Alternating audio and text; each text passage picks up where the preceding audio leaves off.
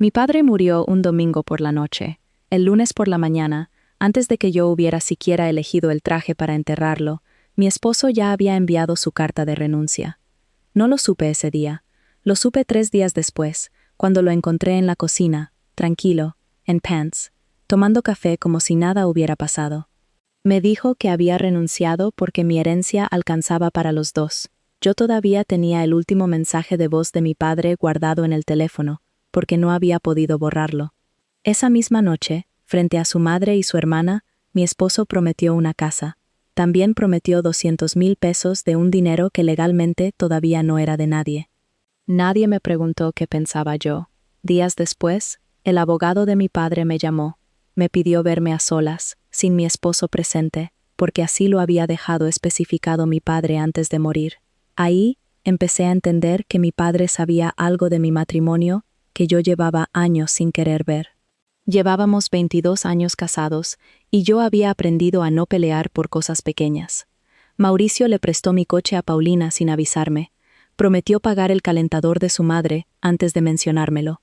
Ofreció nuestra casa para las fiestas, tantas veces que un año me enteré porque doña Alicia preguntó a qué hora llevaba los tamales. Nunca me pareció grave. En un matrimonio, uno aprende que no toda batalla merece bandera. Por eso, cuando sonó el teléfono mientras yo decidía con qué traje enterrar a mi padre, no esperaba esa llamada. Era el licenciado Samuel Rangel, pidiéndome vernos al día siguiente. Le dije que Mauricio podía acompañarme. Hubo un silencio breve. Después me dijo que mi padre había pedido que la primera reunión fuera solo conmigo. Al día siguiente, fui a la cita yo sola. El licenciado Rangel me habló de trámites normales. Acta de defunción, la casa, el testamento. Nada fuera de lo esperado. Mauricio, sin embargo, ya se movía como si el dinero fuera cosa hecha. Esa noche, doña Alicia y Paulina llegaron a cenar. Ella se quejó, otra vez, de que le habían subido la renta. Y entonces, frente a las dos, Mauricio dijo: «No te preocupes, mamá. En cuanto se libere todo, te compro una casa». Doña Alicia fingió sorpresa, pero mencionó unos terrenos cerca del centro casi de inmediato, como si ya lo hubieran hablado antes. Paulina sonrió. «Miren a mi mamá, ya hasta tiene código postal». Mauricio se giró hacia ella. «Y a ti también te resuelvo. 200,000. Tabla rasa». Paulina se levantó y lo abrazó. Yo me quedé con el vaso de agua en la mano. Nadie me había preguntado si yo quería dar ese dinero. Esa noche, mientras guardaba la lasaña, le reclamé a Mauricio. Me dijo que exageraba, que solo cuidaba a la familia. Le pregunté de quién era esa familia. No contestó. Después lo escuché hablando bajo por teléfono con Paulina. No está molesta. Antes de continuar, recuerda suscribirte, para que no te pierdas de ningún video, que subimos videos todos los días. Sigamos.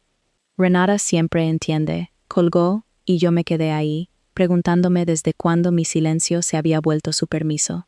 Volví con el licenciado Rangel 2 días después, sola, como mi padre había pedido.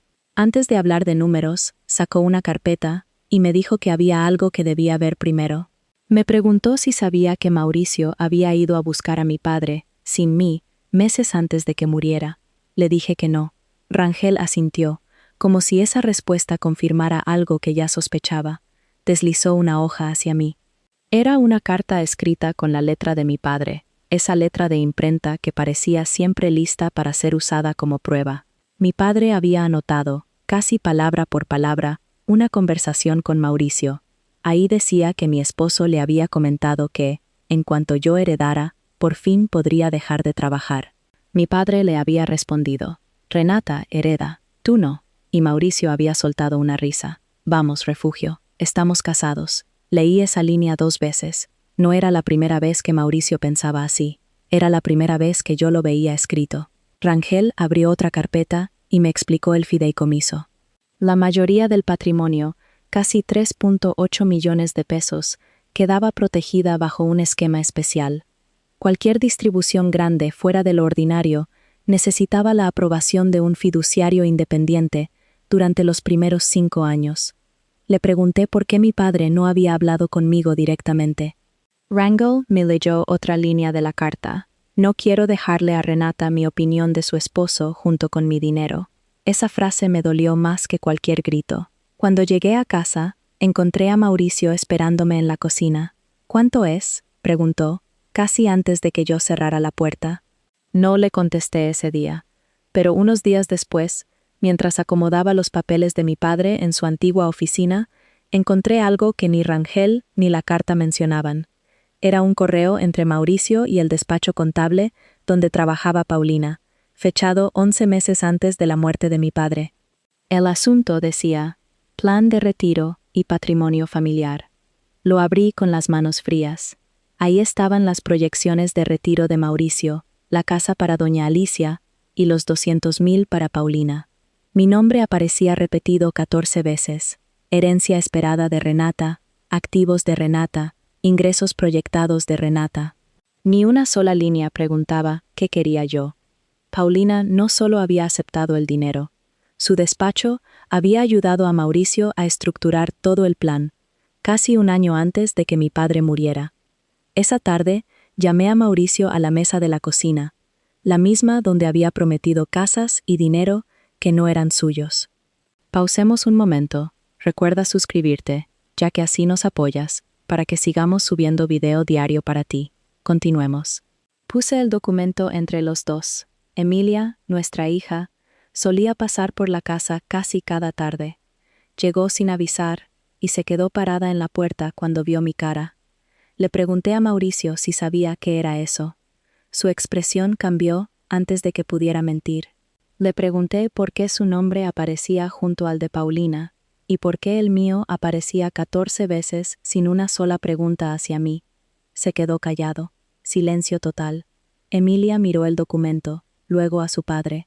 ¿Esto lo escribiste antes de que muriera el abuelo?, preguntó, con una voz que yo nunca le había escuchado usar con él. Mauricio bajó la mirada. Sí, ella no dijo nada más. No necesitaba hacerlo. Ese silencio de mi hija pesó más que cualquier reclamo mío. Mauricio intentó explicar que solo estaba planeando posibilidades, que 11 meses no significaban que hubiera deseado la muerte de nadie. Le dije que no le estaba preguntando eso. Le pregunté dónde estaba yo en ese plan. Tomé el documento, hoja por hoja, y le mostré cada mención de mi nombre sin una sola decisión mía junto a ella. Entonces dije la frase que llevaba días formándose dentro de mí: no voy a pedir un solo peso para nadie. Mauricio no contestó. Por primera vez desde la muerte de mi padre, no parecía indignado ni sorprendido, parecía asustado, y ahí entendí que, hasta ese momento, nunca había creído de verdad que yo pudiera decir que no. Mauricio se mudó 3 semanas después. No hubo maleta lanzada al jardín, ni vecinos espiando detrás de las cortinas. Solo 3 viajes en su camioneta y un «avísame si pasa algo con la casa» antes de irse. Doña Alicia se quedó en su renta, tras negociar un aumento más bajo. Paulina empezó a pagar su deuda poco a poco, sin el dinero que Mauricio había prometido sin permiso.